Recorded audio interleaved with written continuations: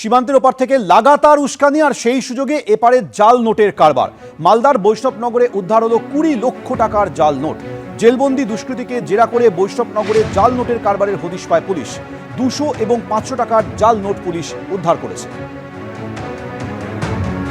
সীমান্তের ওপার থেকে লাগাতার উস্কানি আসছে এবং সেই সুযোগে এপারে জাল নোটের কারবারও চলছে।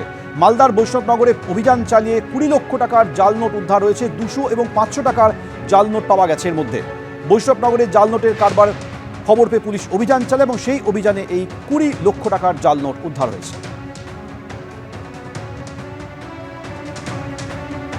সীমান্তে বাংলাদেশের উস্কানির মধ্যেই ফের অনুপ্রবেশ। কোচবিহারের মেখলিগঞ্জে আটক 6 বাংলাদেশি। মেখলিগঞ্জের ভোটবাড়িতে 6 বাংলাদেশিকে আটক করেছে বিএসএফ। চোরাপথে ভারতে ঢুকে মুম্বাইয়ে কাজের খোঁজে গিয়েছিলেন বাংলাদেশিরা। মুম্বাইয়ে ধরপাকড় শুরু হওয়ায় বাংলাদেশে ফেরার পথে পাকড়াও করা হয় তাদের। অনুপ্রবেশে সাহায্য করার অভিযোগে আরও একজনকে গ্রেফতার করা হয়েছে। সীমান্তে বাংলাদেশে উস্কানি চলছে এবং সেই উস্কানির মধ্যে ফের অনুপ্রবেশের ঘটনা। কোচবিহারের মেখলিগঞ্জ থেকে আটক করা হয়েছে 6 বাংলাদেশিকে। মেখলিগঞ্জের ভোটবাড়িতে 6 বাংলাদেশিকে বিএসএফ আটক করেছে। উত্তর 24 পরগনার বনগাঁর আংরাইলে অসুরক্ষিত সীমান্ত পরিদর্শনে গেলেন বনগাঁ দক্ষিণের বিজেপি বিধায়ক স্বপন মজুমদার। কথা বললেন বিএসএফ এর আধিকারিকদের সঙ্গে। এপারে বনগাঁর আংরাইল, ওপারে বাংলাদেশের যশোর জেলার কুটখালি। বেআইনি পারাপার অনুপ্রবেশ রুখতে কড়া নজরদারি চালাচ্ছে বিএসএফ।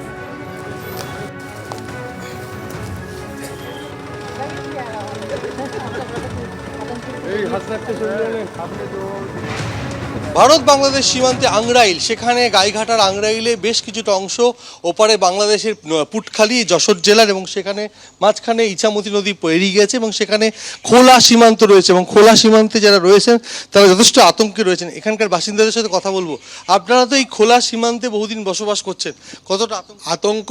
এখানে বর্তমানে যতদিন ফেন্সিং না হবে ততদিন মানুষ আতঙ্কেই থাকবে। কারণ কি, ভারতবর্ষের যে সমস্ত সীমানা এখনও খোলা আছে, এখানে অবাধে বিএসএফ পাহারা সত্ত্বেও বিএসএফের চোখকে ফাঁকি দিয়ে অবাধে মানুষ বাংলাদেশ থেকে এখানে আসছে, বিভিন্ন অনৈতিক কাজকর্ম চলছে।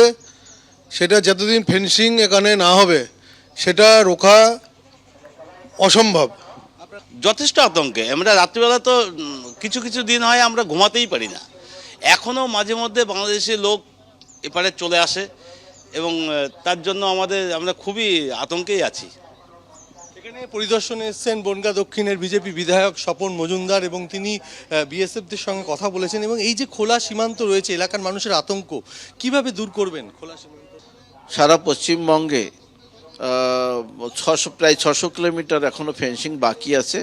সেই ফেন্সিংটা যত দ্রুত হোক করে বাংলাদেশ থেকে যে অবাধ ঘুষপেটিয়া এবং বাংলাদেশ থেকে যে জঙ্গি যোগ বারে বারে শোনা যায়, বাংলাদেশে যে জামাতিরা ইন্ডিয়াকে একটা অশান্ত করার চেষ্টা করছে, তার থেকে আমরা যাতে সুরক্ষিত থাকতে পারি তার জন্য আমাদের সকলকে এগিয়ে আসা দরকার আছে এবং বিএসএফকে যাতে ফেন্সিং দিয়ে সেই কাজ করতে পারে সে বিষয়ে। যেখানে খোলা সীমান্ত রয়েছে এবং সেখানে খোলা সীমান্ত যাতে ঘিরে ফেলা হয় তার একটা পরিকল্পনা রয়েছে। এবং বিধায়কের সাথে কথা বলার চেষ্টা করবো যে এই যে খোলা সীমান্ত, সেখানে এই মালদার ঘটনার পর কী করে আপনারা বেড়া দেওয়ার কথা ভাবছেন? আমি বিএসএফ ক্যাম্পে এসে কথা বললাম। এখানে ফেন্সিং দেওয়ার জন্য বিএসএফ সম্পূর্ণভাবে প্রস্তুত, কিন্তু রাজ্য সরকার জমি জট এখনও কাটাতে পারেনি, জমি অধিগ্রহণ করে দিতে পারেনি। সেন্ট্রালের পক্ষ থেকে সমস্ত জমি অধিগ্রহণ করার জন্য সব টাকা পয়সা সব দেওয়া রয়েছে, অথচ এখনও পর্যন্ত সেই জমি অধিগ্রহণ করে দেয়নি। আমি রাজ্য সরকারের যে চিন্তাভাবনা যে তারা ভোটের সময় এইভাবে অবাধে বাংলাদেশ থেকে দুষ্কৃতীদের ঢুকিয়ে ভোট লুট করার যে পন্থা, সেটা হয়তো বন্ধ হবে, তার জন্যই তারা। অর্থাৎ বাংলাদেশ থেকে অনুপ্রবেশকারীদের সংখ্যা বাড়ছে, উদ্বিগ্ন বিধায়ক এবং তার পাশাপাশি এই খোলা সীমান্ত, আতঙ্কে রয়েছেন এখানকার বাসিন্দারা এবং তাদের বক্তব্য যে রাত বাড়লেই তাদের আতঙ্ক বাড়ে। অর্থাৎ আংরাইল সীমান্ত যেখানে দেখা যাচ্ছে যেখানে কোনো কাঁটাতারে বেড়া নেই, মাঝখানে ইছামতি নদী দুই দেশকে সীমানা নির্ধারণ করেছে, কিন্তু সেখানে অবাধে চলছে চোরাচালান এবং অনুপ্রবেশকারীদের যে এদেশে আসার হিড়িক, আর তাতে আতঙ্কিত এলাকার বাসিন্দারা। ক্যামেরায় অভিজিৎ দত্তর সঙ্গে সমীরণ পাল, এবিপি আনন্দ, উত্তর 24 পরগনা।